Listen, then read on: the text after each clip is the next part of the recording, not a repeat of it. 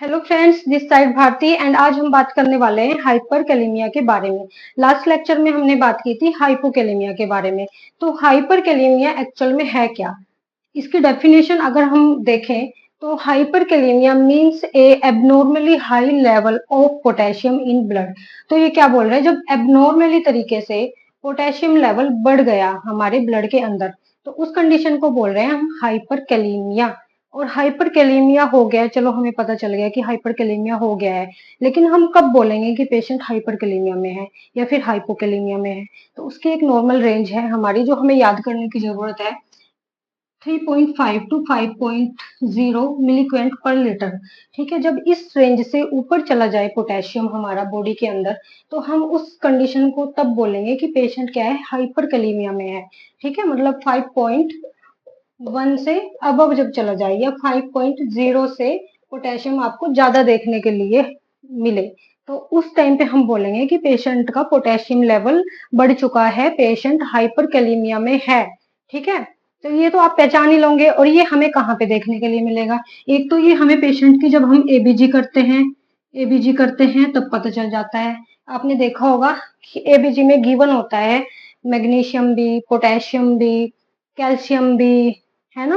बहुत सारी जो हमारे इलेक्ट्रोलाइट होते हैं उसके अंदर हमें दिए हुए होते हैं। तो वहां पे हमें पता चल जाता है पोटेशियम कुछ इस तरीके से लिखा होता है, किसी का 4 होगा या 4.5 होगा, है ना। तो वहां पे रेंज देख के हम पता लगा सकते हैं कि पेशेंट का पोटेशियम कितना है। ठीक है, एक हमें पता चल जाता है केएफटी में, किडनी फंक्शन टेस्ट में। जब हम पेशेंट का किडनी फंक्शन टेस्ट कराते हैं तो उसमें भी हमें पेशेंट का पोटेशियम लेवल देखने के लिए मिल सकता है। ठीक है, और एक अगर हम खाली पोटेशियम करवाएं, ठीक है, तो उसमें भी हमें पता चल जाएगा कि पेशेंट का पोटेशियम कितना है। तो इन तीनों चीजों में हमें क्या पता चल जाता है, पेशेंट का पोटेशियम लेवल कि कितना है, जिससे हम आइडेंटिफाई कर सकते हैं कि पेशेंट हाइपरकैलेमिया में है या फिर हाइपोकैलेमिया में है।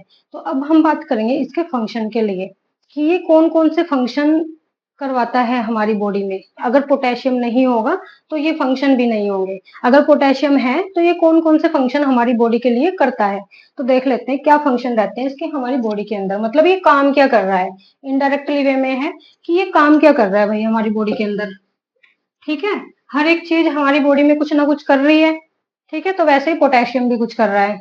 तो ये क्या कर रहा है, maintain heart electric activity and prevent अरिथमियाज। ये क्या कर रहा है, देखो भाई कितना ज्यादा इंपॉर्टेंट काम कर रहा है ये। मेंटेन करके रख रहा है ये हमारी हार्ट की इलेक्ट्रिक एक्टिविटीज को। ठीक है, एंड प्रिवेंट कर रहा है अरिथमियाज को, मतलब इरेगुलर होने से, जो हमारी हार्ट रेट है इरेगुलर होने से बचा रहा है। अरिथमियाज एक प्रॉपर वे में क्या कर रहा है, ये हमारे हार्ट को चला रहा है। इतना ज्यादा इंपॉर्टेंट है, हमारे हार्ट के ऊपर बहुत ज्यादा इफेक्ट डालता है पोटेशियम। ठीक है, फिर है नर्व फंक्शन। नर्व में भी फंक्शन कर रहा है, मतलब नर्व की कॉन्ट्रैक्शन रिलैक्सेशन में भी ये हेल्प करता है। फिर आता है हमारा मसल कॉन्ट्रैक्शन। मसल की कॉन्ट्रैक्शन में भी हेल्प कराता है। चाहे आप लगा लो हमारे जो हार्ट की मायोकार्डियम मसल है उसकी कॉन्ट्रैक्शन में भी ये हेल्प करता है। ठीक है, regulate fluid and acid base balance, मतलब ये रेगुलेट करके रखता है, मेंटेन करके रखता है हमारे fluid and acid base balance को। इसलिए हम इसको बोलते हैं इलेक्ट्रोलाइट, मतलब ये इलेक्ट्रोलाइट है और ये जो मेंटेन करके रख रहा है हमारी बॉडी के इन सारी चीजों को। इसलिए ये बहुत ही ज्यादा इंपॉर्टेंट रोल प्ले करता है हमारी बॉडी के अंदर। अब हम बात करेंगे इसके साइन एंड सिम्टम के बारे में। देखिए, अगर पोटेशियम लेवल हमारी बॉडी के अंदर ज्यादा हो गया तो कौन कौन से सिम्टम हमें पेशेंट के अंदर देखने के लिए। सो फ्रेंड्स, अब हम बात करने वाले हैं साइन एंड सिम्टम के बारे में। देखिए, जब भी हमारे शरीर के अंदर, हमारे ब्लड के अंदर कोई भी चीज कम होती है या फिर ज्यादा होती है तो उसके कुछ ना कुछ साइन एंड सिम्टम हमें देखने के लिए मिलते हैं। कुछ हम खुद ऑब्जर्व करते हैं और कुछ पेशेंट हमें बताता है। तो अगर पोटेशियम का लेवल हमारी शरीर के अंदर ज्यादा हो गया है तो हमें कौन कौन से सिम्टम देखने के लिए मिलेंगे। तो फर्स्ट नंबर पे रहते हैं मसल वीकनेस। पेशेंट कंप्लेन करेगा कि मुझे मसल्स के अंदर ना वीकनेस फील हो रही है या मुझे वीकनेस फील हो रही है, जैसे ही मैं चलता हूँ तो मुझे ऐसे अपनी टांगों में दर्द होना स्टार्ट हो जाते हैं। ऐसी ऐसी कंप्लेन्स पेशेंट करना स्टार्ट करते हैं।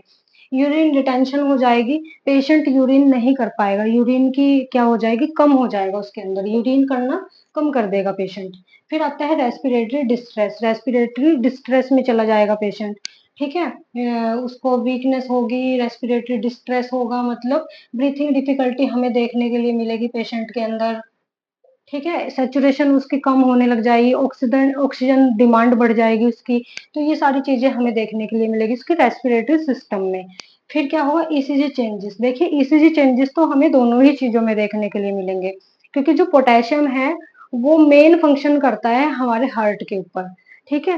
तो अगर पोटेशियम लेवल कम हो रहा है या फिर वो ज्यादा हो रहा है हमारे ब्लड के अंदर, तो वो दोनों ही इफेक्ट शो करेंगे हमारे हार्ट के ऊपर। और हार्ट के ऊपर अगर इफेक्ट शो हो रहा है मतलब ईसीजी में भी हमारे चेंजेस होना स्टार्ट हो जाएंगे। फिर क्या आता है लास्ट नंबर पे हमारा रिफ्लेक्सेस। कुछ रिफ्लेक्सेस होती हैं, जैसे कि किडनी में क्या रिफ्लेक्स दिख रहे हैं हमें, अपने रेस्पिरेटरी सिस्टम में क्या रिफ्लेक्स दिख रहे हैं हमें, आई में क्या रिफ्लेक्स दिख रहे हैं। तो ये कुछ रिफ्लेक्सेस हमें पेशेंट के अंदर पहचानने की जरूरत होती है। तो अब हम बात करेंगे इसके पॉजिटिव एजेंट के बारे में, मतलब इसके पॉजिटिव फैक्टर क्या क्या हो सकते हैं। इसका कोई बैक्टीरिया रिस्पॉन्सिबल नहीं होता है, क्योंकि ये इलेक्ट्रोलाइट है, ठीक है। तो इसके कुछ इन्वायरमेंटल फैक्टर, कुछ मेडिसिन, कुछ फैक्टर्स अदर, तो ये सारे के सारे रिस्पॉन्सिबल होते हैं पेशेंट के अंदर पोटेशियम लेवल को इंक्रीज करने के लिए।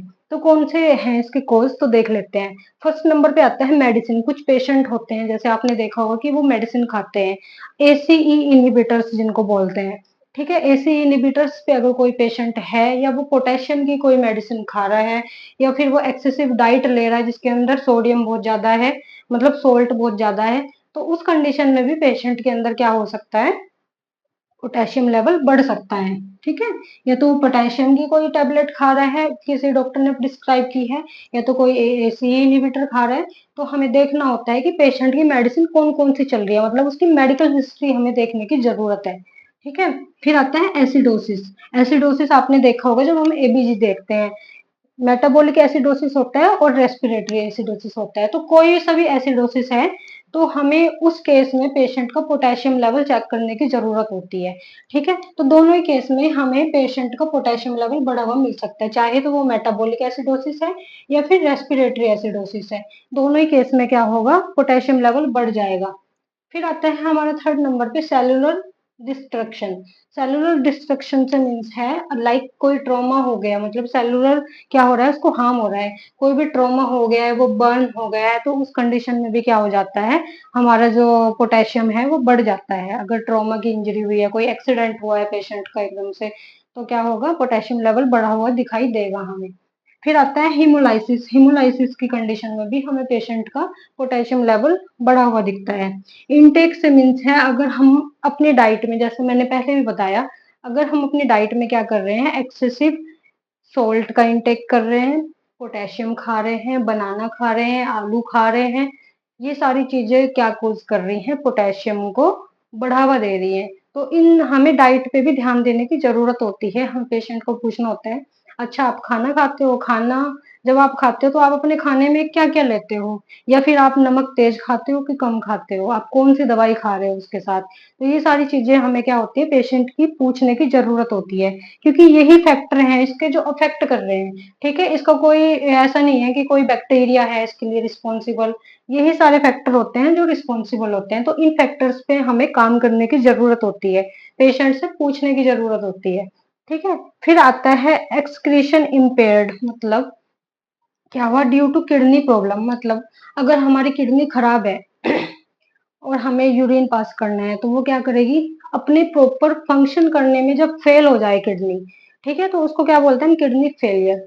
तो जब वो काम ही नहीं कर रही है तो वो यूरिन भी नहीं बनाएगी, यूरिन नहीं बनाएगी तो यूरिन एक्सक्रीट आउट नहीं होगा। और यूरिन अगर एक्सक्रीट आउट नहीं हो रहा है तो उसके साथ साथ पोटेशियम लेवल भी बाहर नहीं निकलेगा बॉडी से।